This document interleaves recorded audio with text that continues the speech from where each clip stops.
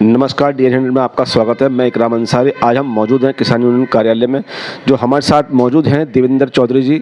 दूसरी बात ये है, टोल टैक्स की अगर हम बात करें, टोल टैक्स पर कहना था जो कि किसान जो अपने ट्रैक्टर ट्रॉलियाँ ले जाते हैं तो उनको छूट दी जाती है, लेकिन जो बड़ी लग्जरी गाड़ियाँ हैं जो कि 50-50 लाख की 20-20 लाख की गाड़ियाँ होती तो उसमें टोल उनको देना चाहिए या छूट ही उनके लिए मानी गई है?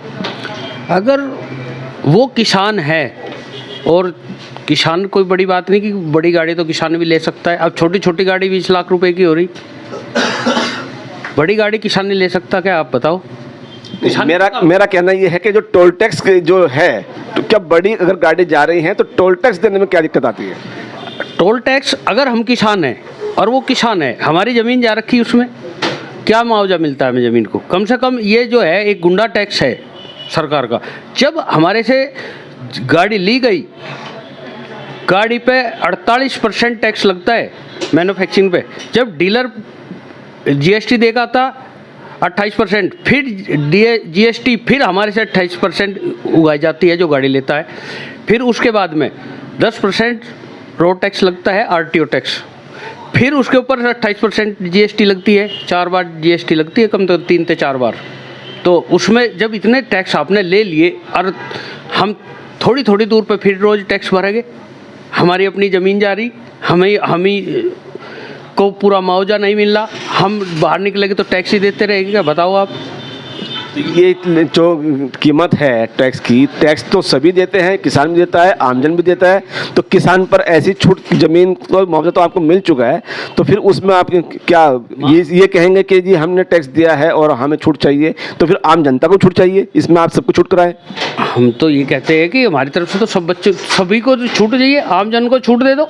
जब टैक्स ले लिया आपने, कितनी बार टैक्स लोगे भाई? कितनी बार टैक्स ले लिया? कौन सा संविधान में लिखा कि हर 20 किलोमीटर पे 300 रुपये देंगे हम?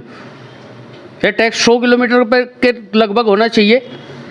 150 किलोमीटर के दायरे में अगर हम 10 बार आएंगे, 10 बार जाएंगे अपने काम के लिए, तो क्या करेगा आदमी? किसान क्या करेगा? मैं दवाई लेने के लिए गया बच्चे की, जब बच्चा बीमार हो रहा है, कोई और बीमार हो रहा, मेरे 3-4 चक्कर लग गए तो हज़ारों रुपये तो टैक्स में चले गए।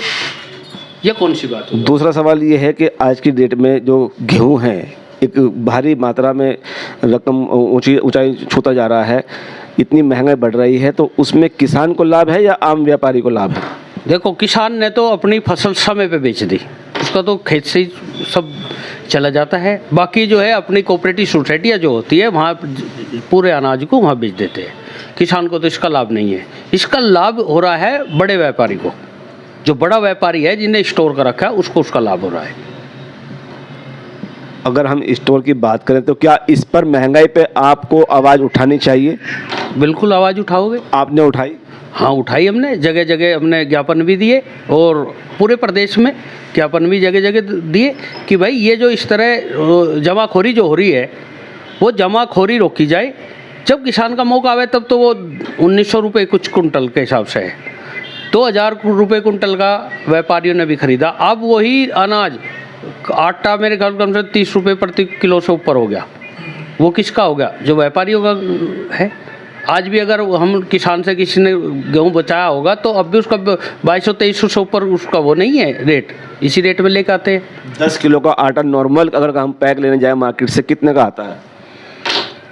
10 किलो आटा का देखो, मैंने तो आटा बाज़ार से नहीं खरीदा, मैं तो अपना ही गेहूँ खाता हूँ।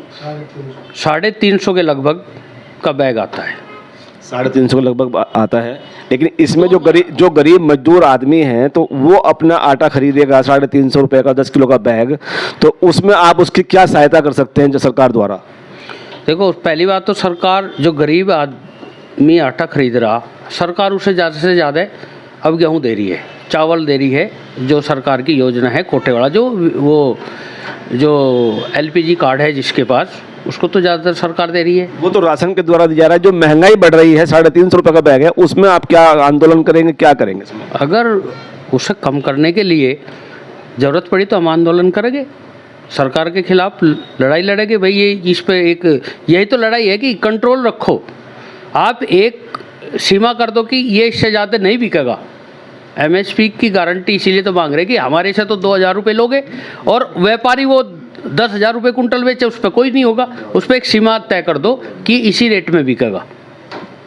दूसरा ये है कि किसान यूनियन जगह जगह अब देखा जा रहा है कि अलग अलग पार्टियां बन रही हैं, तो उसमें क्या एकता है या अनेकता है? देखो, मैंने आपसे पहले भी कहा था, किसान यूनियन कितने भी दल बनो, कितने भी संगठन बने, वे सब उनका एक ही काम है, सबकी एकता है, सब संयुक्त मोर्चे में काम करते हैं। जो संयुक्त मोर्चे का एक कॉल आते हैं उसी के आधार पर सारा काम होता है। कोई बिखराव नहीं है, कोई ऐसी बात नहीं है। किसान यूनियन का और अच्छा है भाई, थोड़े थोड़े उसमें जल्दी लाभ पहुँचाते हैं किसान तक, मजदूर तक, सब अपने ईमानदारी से काम कर रहे हैं, ऐसा कुछ नहीं है। 2023 में 26 जनवरी आ रही है, हमारे चैनल के माध्यम से जनता को क्या संदेश देना चाहेंगे? जनता को एक तो शुभकामनाएं बहुत बहुत 26 जनवरी की, और नया साल है, पहला इस साल का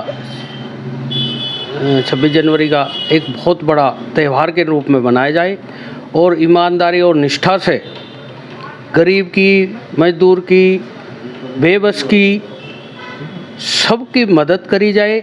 जनता से यही हमारा निवेदन है, उसमें ही सबसे बड़ी भलाई है। और जो भी आदमी, जितना भी जिसकी सहयोग हो सके, किसान यूनियन के लोगों से भी हम कहते हैं, जनप्रतिनिधि भी कहते हैं कि सभी की मदद करें, उसी में सबका भला है।